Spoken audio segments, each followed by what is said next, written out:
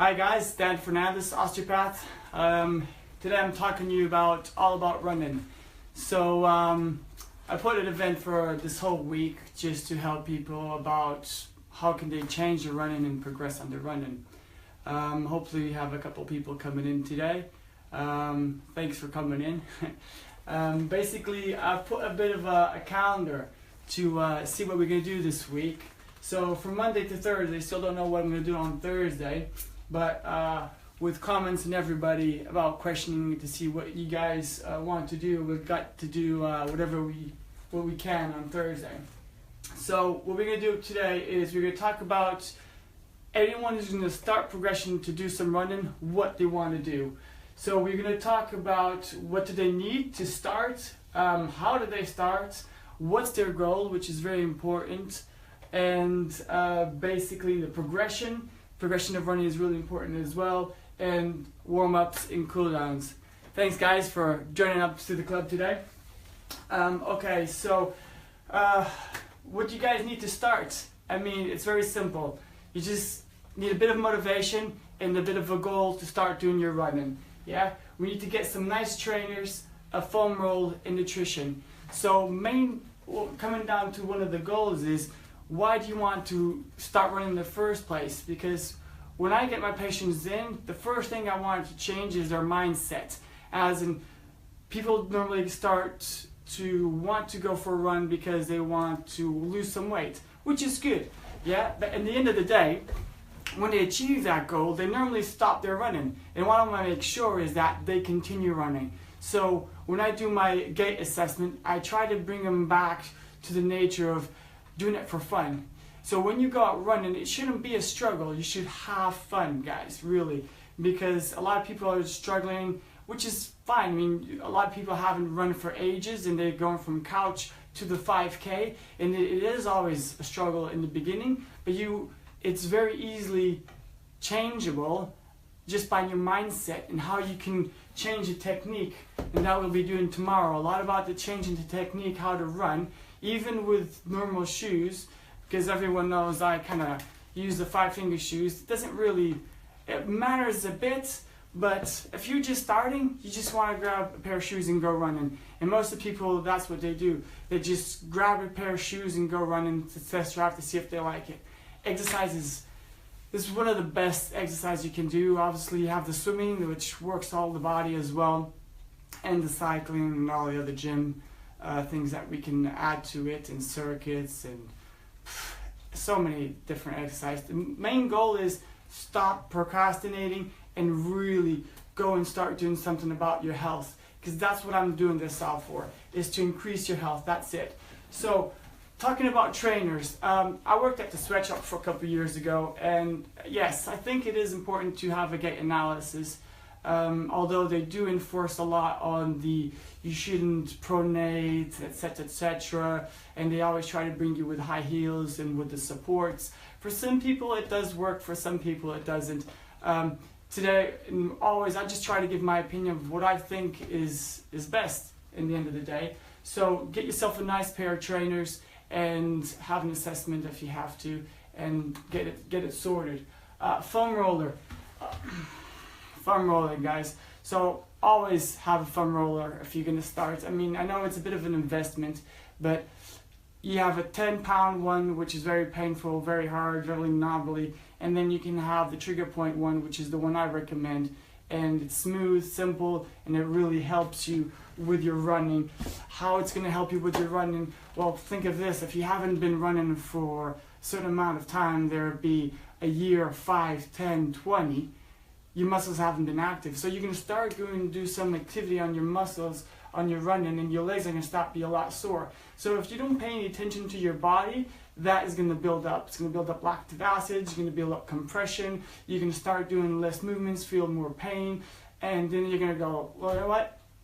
I don't understand why I started doing it in this first place, because I thought that if I went good do the exercise, I'll be feeling better, but actually I'm actually feeling worse. I'm feeling so sore. You're feeling sore because you haven't been using those muscles for a long time. Same thing if you pick up your car and you haven't driven it for a week or two, you put first gear, well, at least in mine, I feel that it's stuck.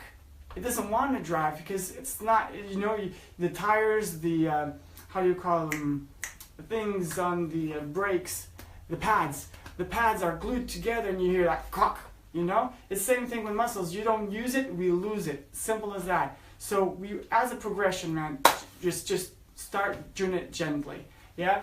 And nutrition, oh man, how important is nutrition? So a lot of people want to start doing exercise and really don't get involved in nutrition for some reason. They think, oh, I'll go and run and lose weight. It's not really like that, because if you go and run your 5K, once you get there and you're still eating the same type of food, it is not going to help your body.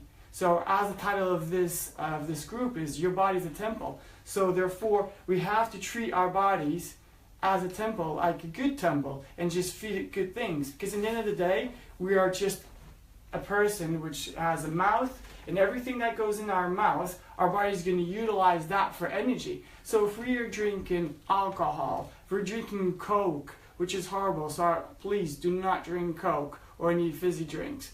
I mean, again, just my opinion. And if you eat bad foods, what that's going to do is your body's going to use all of that, because your body's very efficient in using whatever you give it, because it doesn't want to die. So there it's going to use everything that you put inside of it to use it as energy. Now, if you put good food, it will give you good sustainable muscle performance. If you don't, you just get not as good. Okay. Thanks for the thumbs up. So basically, have a good nutrition. I personally have been a vegetarian for the last not vegetarian, pescatarian. I want to go vegetarian. I'm working on, I haven't eaten meat for about 3 years, and now I'm just basically having vegetables, which is really good. I take Juice Plus as well, which has been really helpful. I've been taking that since January, and I take these shakes, which help me gain some power before my events and after events. So it's all plant-based, and it's really good. And the benefits of having what I take as a Juice Plus. But we'll leave that for another time. Okay, how to start and with who? Start with a friend. Join a group. I mean, I work with different people that are different groups. Beginners to runners here in Maidstone. I mean, they're amazing guys. They are all over the place. They're growing like crazy, and I love them because they all have that one thing of they want to get everybody healthy and everybody going. All the managers, the team leaders, it's so much empowering when you go to a club and they start from scratch. They start, okay, let's start walking today, and then you're going to start running in 12 weeks time or whatever it is. And if you can't do it for any reason, you can start again another time. The end of the day is that we want to get you healthier, and that's the best way to do it. It's one step at a time, and having a goal that you will know that you're going to get there. It doesn't matter it doesn't really matter how long it takes to get there, as long as you know where you want to be. And that's with everything in life. And I've got that as what's your goal in fitness and progressions and everything. Because even if in life, like I did today, you know, whatever you want to do in life as a progression, you have to write it down. You have to make sure whatever you do, is it in your job, your profession, is it in life, health, is it whatever, write it down. Make sure you write it down and you have everything that you want. You will have a huge goal, which will be, let's say, a 5K. You never run before, you're going to do a 5K, and let's say achievable. If you never run, let's say 2 or 3 months. I'd say 3 months, okay? You don't want to start running the 5K straight away. It has to be progressive. You don't want to go and beast yourself and go and outdone yourself. I don't mean outdone yourself. I mean outwork yourself, you know? And one of the things about the beginners to runners is that they do it as a progression, which then allows people to adapt and not go too fast too soon. But again, if you're gonna go and do a run and you start feeling pains or aches, you should see somebody about it, yeah? Or you should get your foam rolling, start foam rolling and stretching. It's very, very, very important to stretch and to use our foam rollers in the nutrition, okay? So again, coming back to the what's your goal? Weight or fitness? You know, it's important that we enjoy our running, you know, because that will last us for a long, long time. So once we achieve that goal, we just keep being healthy. And that's what we want. We've been trying to get to, let's say, 100 years old, but we're not thinking of how we're going to get there, or how the progression and how healthy we're going to be. So if we do a bit of running, a bit of exercise, a good nutrition, and we take care of ourselves, of our body as a whole, we will become better and stronger. And that's what's the most important thing, guys. Yeah? Okay? And we can't never forget our warm-ups and cool-downs. Okay? I mean, as an injury prevention, that's where you have to think about. You have to really warm up your body. I mean, there are other running clubs around the area, and my advice to you is I'll just make sure you warm up properly. Because if you're not, even if you think you're very healthy and strong, even myself, I always have to do a warm up before, because if I go too fast too soon, I'll injure myself. And it's happened before. I've tried to train once for the recently it was the half paddock wood.